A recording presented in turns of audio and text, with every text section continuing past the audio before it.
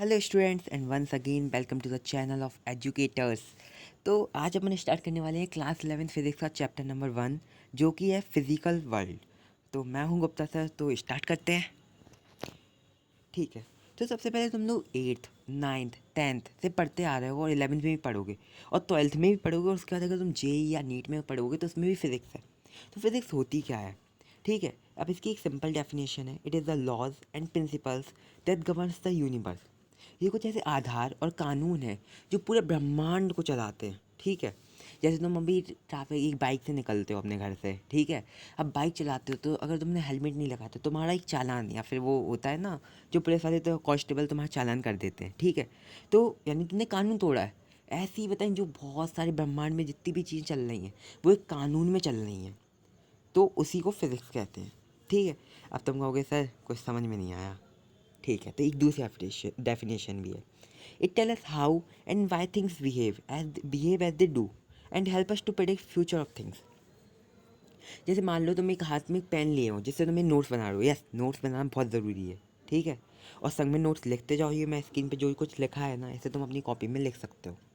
ठीक है, देखो अब तुम एक पेन से लिख रहे हो, अब तुम वो पेन को उठाओ और ज़मीन पे गिरा दो।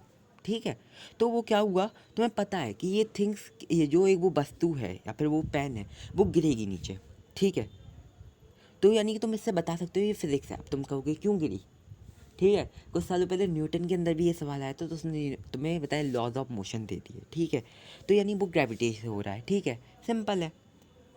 और तुम मतलब प्रिडिक्ट कर सकते हो। जैसे मान लो तुम एक 200 मीटर टॉल बिल्डिंग पे गए और तुमने वहाँ से अपना एक पेन को नीचे गिरा दिया, तो तुम्हें पता होगा कि ये होता है नीचे गिरी है। तो तुम्हें पता है फ्यूचर में क्या होने वाला है, 10 सेकेंड बाद या 1 सेकेंड बाद या 0.001 सेकेंड बाद। ठीक है, तो अब देखो फंडामेंटल प्रिंसिपल्स ऑफ फिजिक्स। अब फिजिक्स के अंदर कुछ दो फंडामेंटल प्रिंसिपल्स हैं।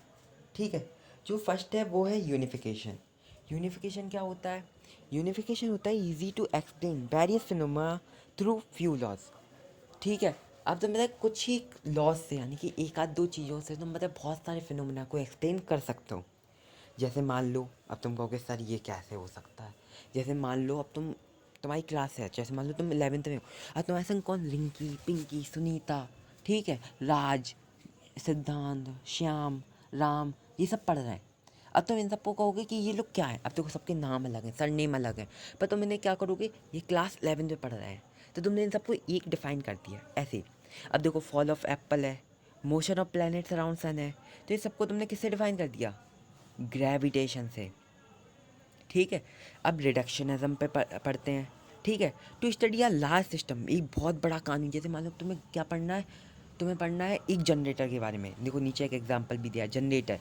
अब देखो तुम जनरेटर को क्या करोगे, तो be divided into small constituents, यानी कि तुम उसे छोटी छोटी चीज़ों में डिवाइड कर दोगे। ठीक है, अब जैसे मान लो अपन को जनरेटर के मैकेनिज्म को समझना है, तो जनरेटर में क्या क्या होता है, मैग्नेट होती है, एक आर्मेचर कॉयल होती है कॉपर की जो कि घूमती है। ठीक है, सेल्फ रिंग्स होती हैं जो कि उसे बताए घुमाने में हेल्प करती हैं, और बहुत सारी चीज़ें होती हैं। तो तुम धीरे धीरे उन्हें पढ़ोगे तो तुम बताए तुम्हें पता चलेगा कि जनरेटर ऐसे वर्क करता है। ठीक है, अब नाउ नोट। ठीक है, एक छोटा सा नोट है, तुम इसे कॉपी में अपने नीचे लिख सकते हो और ऊपर भी लिख सकते हो। Reductionism help in future advancement. अब तुम बताओगे फ्यूचर को एडवांसमेंट करने में भी हेल्प करता है रिडक्शनिज्म। अब तुम कहोगे सर कैसे? तो रिडक्शनिज्म ऐसे हेल्प करता है कि तुम देख लो कि जैसे मान लो अपन ने जनरेटर पढ़ना था, तो अपन ने जनरेटर को पढ़ने के लिए अपन ने देखा कि क्या क्या पढ़ते हैं अपन, आर्मेचर कॉयल, ये सब पढ़ा। ठीक है, तो अपन को इससे फ्यूचर पता चलेगा कि ऐसे अपन पढ़ सकते हैं। तो उससे मतलब नई नई चीज़ें, जैसे मान लो तुम्हें स्टीम इंजन है, स्टीम इंजन को पढ़ा, तो स्टीम इंजन में तुम्हें मिल गया होता है क्या, तुम्हें स्टीम इंजन से मिल गया थर्मोडाइनमिक्स का लॉ, जो कि तुम बच्चे कहोगे सर नहीं पढ़ना चाहिए था, बहुत बेकार चीज़ है, पर कुछ लोगों के लिए अच्छी बात हुई। तो अब scope and excitement of physics. अब तुम कहोगे सर स्कोप तो चलो ठीक है, जैसे मान लो तुम्हें जेई या नीट क्रैक करनी हो तो स्कोप तो है, पर एक्साइटमेंट तो सर बिल्कुल नहीं हो रही। इतनी बहुत दो दो बुकें देख के तो सर सर चकरा रहा है, पर ऐसा नहीं है, स्कोप भी है और एक्साइटमेंट भी है, पढ़ो। स्कोप क्या होता है? स्कोप दो लेवल पे है, मैक्रोस्कोपिक और माइक्रोस्कोपिक। तो सबसे पहले मैक्रोस्कोपिक क्या है? मैकेनिक्स, थर्मोडाइनमिक्स और ये इलेक्ट्रोमैग्नेटिज्म, ये सॉरी स्पेलिंग रॉन्ग हो गई है, और ऑप्टिक्स। ऑप्टिक्स यानी वो लेंस में इन सब में आ जाता है, इलेक्ट्रोमैग्नेटिज्म, ठीक है। और थर्मोडाइनमिक्स और मैकेनिक्स तुम्हें 11th में पढ़ना है, बाकी ये दोनों है लास्ट, सेकेंड और लास्ट वाले, तो ये तुम पढ़ोगे 12th में, ठीक है। अब इसको माइक्रोस्कोपिक क्या होता है, माइक्रोस्कोप में यानी समझ लो तुम atom, nuclear physics, nature of electron, nature of proton, semiconductors, ये सब आ जाते हैं, ठीक है। यानी सिंपल है। अब तुम कहोगे ठीक है सर समझ में आ गया, सिंपल था, बट अब तुम ये सब पढ़ने में तुम्हें बहुत टाइम लग जाता है, ठीक है। अब एटम पढ़ोगे, ठीक है, और ठीक है ये सब तुम्हें 12th क्लास में पढ़ना है, तो अभी से डिस्कस करने की कोई ज़रूरत नहीं है। अब एक्साइटमेंट ऑफ फिजिक्स, ठीक है। अब तुम कह रहे थे ना सर हमें कोई एक्साइटमेंट नहीं हो रही, अब होगी।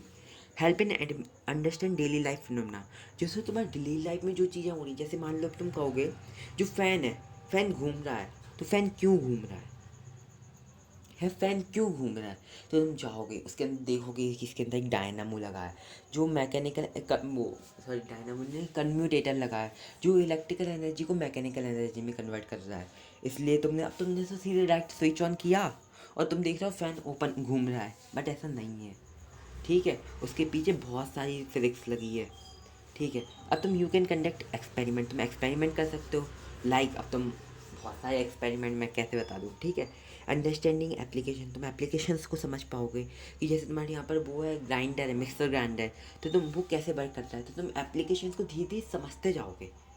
फ्यूचर प्रेडिक्शन, तुम फ्यूचर प्रेडिक्ट कर सकते हो। फ्यूचर कैसे सर, अब सर हम बाबा बाबा तो है नहीं जो फ्यूचर प्रेडिक्ट कर देंगे, ठीक है। फ्यूचर प्रेडिक्शन एक सिंपल थिंग है, फ्यूचर को प्रेडिक्ट कर सकते हो।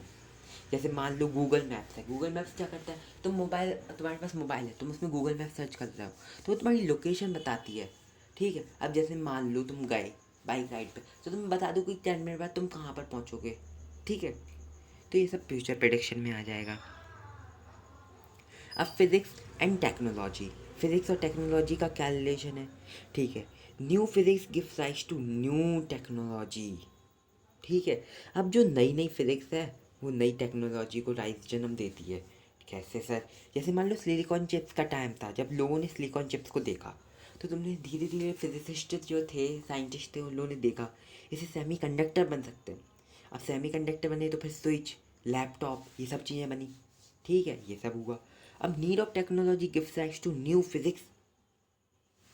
आप कहोगे सर ये भी कैसे, जो टेक्नोलॉजी की ज़रूरत थी ना, टेक्नोलॉजी तुमने देखी, यानी टेक्नोलॉजी की जो तुम्हें ज़रूरत थी उससे फिजिक्स भी बनी। जैसे मान लो स्टीम इंजन था, स्टीम इंजन तुमने पढ़ा, स्टीम इंजन से धीरे साइंटिस्ट थे, उन्होंने थर्मोडायनामिक्स का लॉ भी दे दिया। ये मैंने पहले भी एग्जांपल दे चुका हूँ, ठीक है, simple. Fundamental forces in nature, अब फंडामेंटल फोर्सेस हैं कुछ, 4 फंडामेंटल फोर्सेस होती हैं। फर्स्ट है gravitational force, act between two masses in the universe, दो मासेस के बीच में एक्ट करता है, ठीक है। जैसे मान लो सबसे बिगेस्ट फोर्स रहता है, इसकी जो स्ट्रेंथ होती है, पावर, वो होती है 10⁻38, यानी कि, यानी तुम समझ लो बहुत ही ज़्यादा कम, यानी 0 0 0 10 में तुम 37 जीरो लगा दो आगे, तो ये उतनी टाइम होती है, ठीक है। रेंज इसकी होती है इनफाइनाइट, यानी जैसे मान लो तुम देखते हो कि जैसे एप्पल गिरा, तो इसकी रेंज इनफाइनाइट है, यानी कि सन के चारों तरफ जो प्लैनेट्स मूव करना है, इतनी रेंज है, अब तुम समझ लो थाउजेंड्स थाउजेंड्स ऑफ किलोमीटर, ठीक है। अब कहोगे सर वीक न्यूक्लियर फोर्स पढ़ेंगे, ठीक है। ये करता है न्यूट्रिनो और अदर पार्टिकल्स के बीच में, और बीटा डिके जो होता है उसमें वर्क करता है। इसकी स्ट्रेंथ थोड़ी उससे ज़्यादा होती है, जैसे 10⁻13, और रेंज इसकी वेरी शॉर्ट होती है, छोटी सी रेंज, ठीक है। अब तुम पढ़ोगे इलेक्ट्रोमैग्नेटिक फोर्स, ये चार्जेस के बीच में एक्ट करता है, और इसकी स्ट्रेंथ होती है 10⁻², और रेंज इसकी होती है इनफाइनाइट, ठीक है, इनफाइनाइट रेंज होती है। अब फंडामेंटल फोर्सेस इन नेचर में आ जाता है स्ट्रॉन्ग न्यूक्लियर फोर्स, ठीक है। स्ट्रॉन्ग न्यूक्लियर फोर्स क्या होता है, act between neutron neutron, proton proton, electron electron, ठीक है। इसकी स्ट्रेंथ होती है 1, ठीक है। अब जैसे तुमने इसमें पढ़ा था इलेक्ट्रोमैग्नेटिक फोर्स में, तो 10⁻², यानी 100 टाइम्स, 100 टाइम्स है इसके, यानी electromagnetic force strong nuclear force की 100 टाइम्स है, सॉरी मैं क्या बोल रहा हूँ 1 minute, electromagnetic force strong nuclear force के अपॉन में 100 टाइम्स है, ठीक है। और ये शॉर्ट रेंज पे वर्क करता है स्ट्रॉन्ग न्यूक्लियर फोर्स, ठीक है, अब सबसे पहले ये पढ़ लो।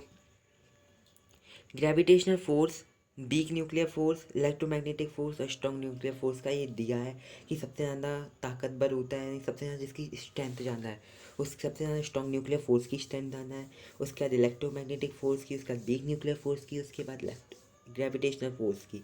ठीक है, इसी के साथ सिंपल। अब इसी के साथ चैप्टर कंप्लीट हो गया। मैंने यानी डेफिनेशंस को थोड़ा थोड़ा लिया था और तुम लोग के लिए नॉर्मल नोट्स बना दिए हैं, यानी जैसे तुम लोग को टर्म 1 आने वाले हैं तो उसके लिए बहुत अच्छा है कि मैंने 10 मिनट्स में तुम लोग को पूरा समझा दिया। तो ये सिंपल था। अगर चैप्टर समझ में आया हो तो ठीक है, और नोट्स पूरे लिखते जाना। Thank you.